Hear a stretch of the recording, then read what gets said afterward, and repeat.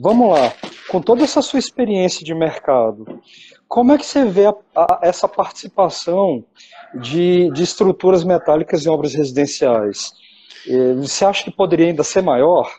De 3 anos para cá no Brasil, se você acompanhar a capa das revistas de arquitetura, você vai ter sempre um projeto ou no canto da capa ou na imagem principal. Isso é um sinal que a arquitetura no Brasil ela está absorvendo essa ideia da estrutura metálica.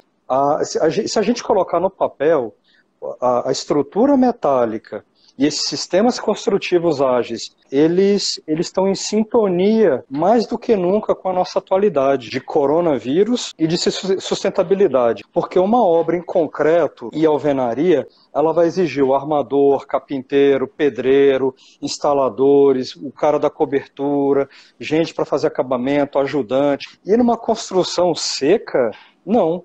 A gente tem equipamentos que fazem o serviço de 5 pessoas, fora que, ao final da obra, sobrou perfil, vende. Não é como o concreto, porque sobrou, caiu no chão, perdeu. Você colocou outra questão que é mais interessante ainda. O aço é o elemento construtivo mais democrático que tem, porque não importa se é médio padrão ou alto padrão, o consumo por metro quadrado é o mesmo.